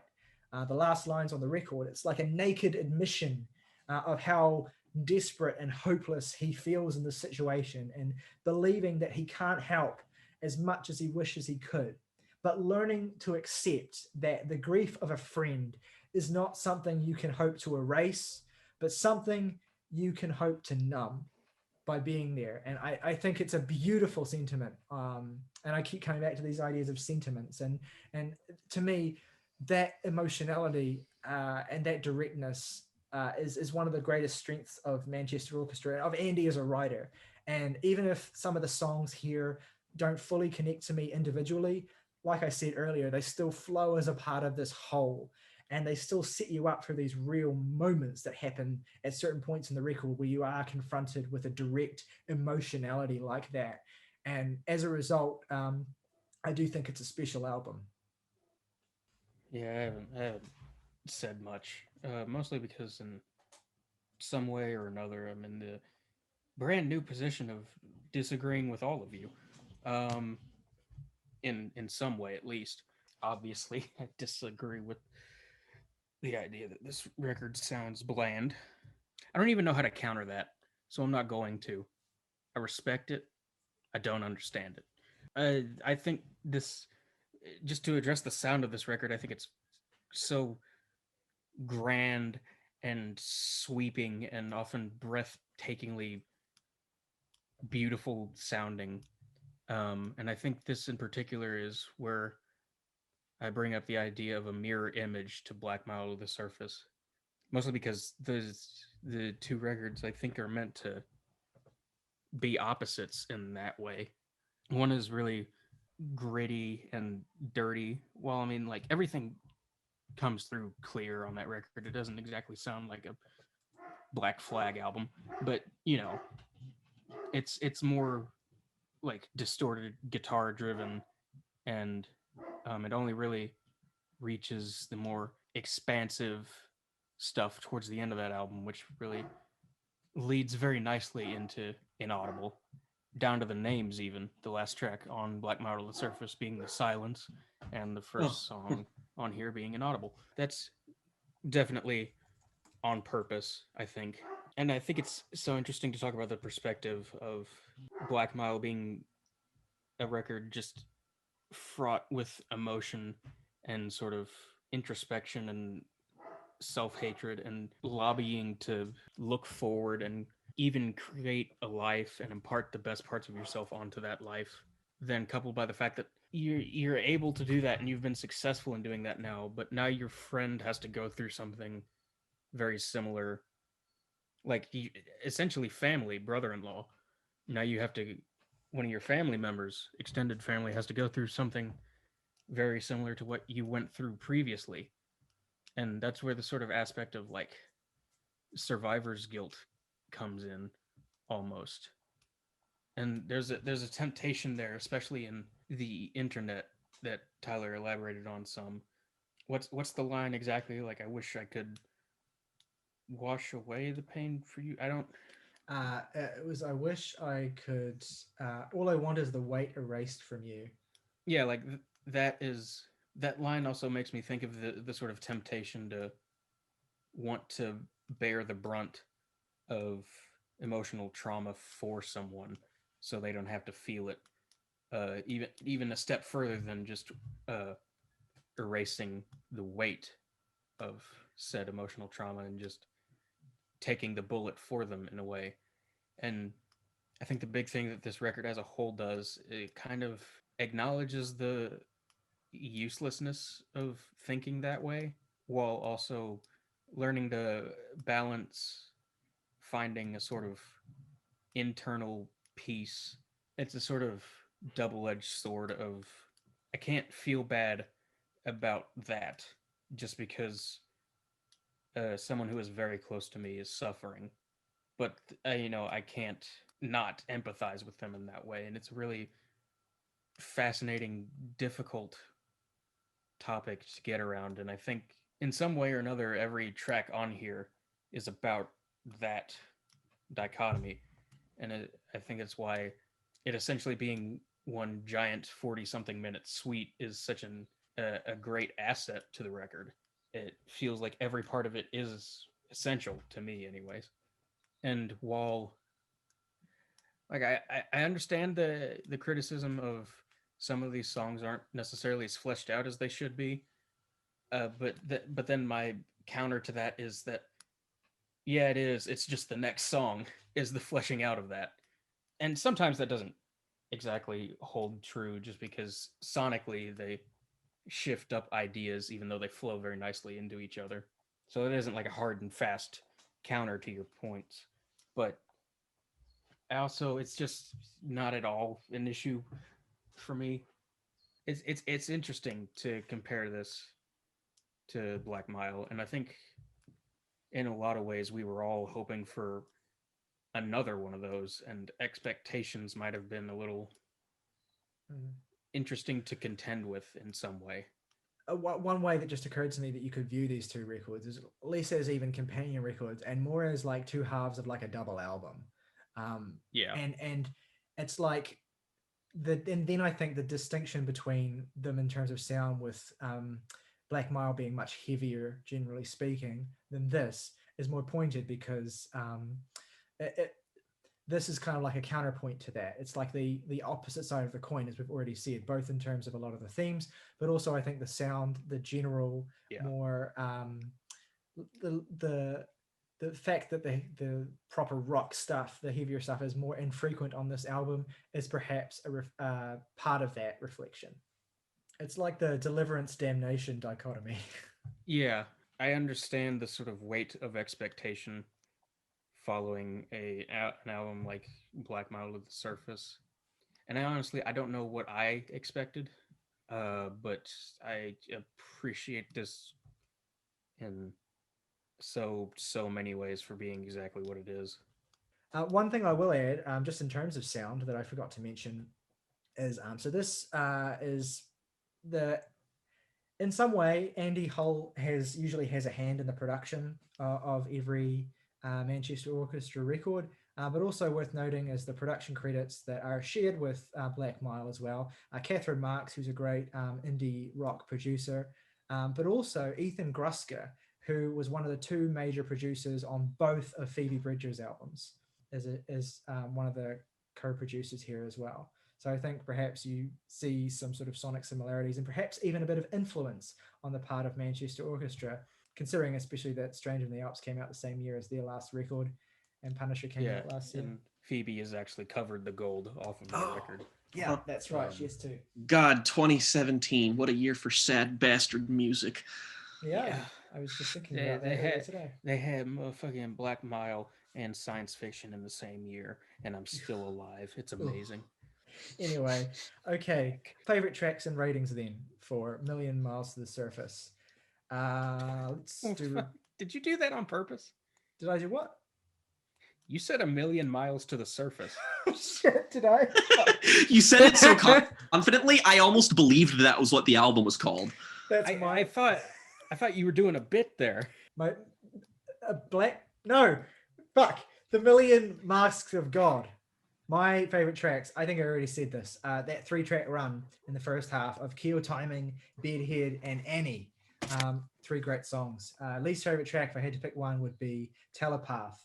And I'm giving this record a 7 out of 10.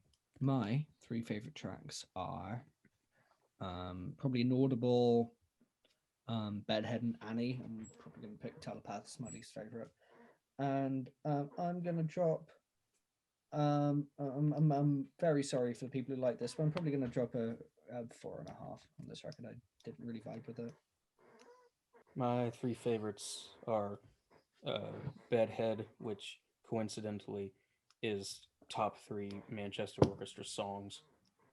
I will say Way Back and Annie as well. Least favorite Nah. 9.5. How's that for your standard deviation? It's big. That's nice and fat. All right, August.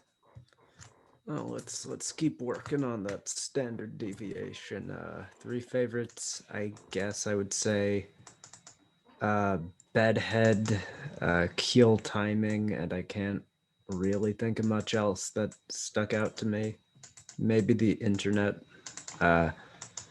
Least favorite, probably fucking, I don't know. I don't fucking know. Let It Storm. For no reason, really. I thought that was a prime opportunity, August, for you to do a Chinese satellite. I was waiting, honestly. Well, similarly enough. Similarly enough too. I don't know. It's I'd give it a 4.5. My 3 favorite tracks are Bedhead, Annie, and I'm gonna shout out Obstacle. Least favorite, probably Dinosaur. And I give the album a 7.5. Okay, so well, in terms of standard deviation, that's a 2.13. And there are only 5 new releases that have a larger standard deviation.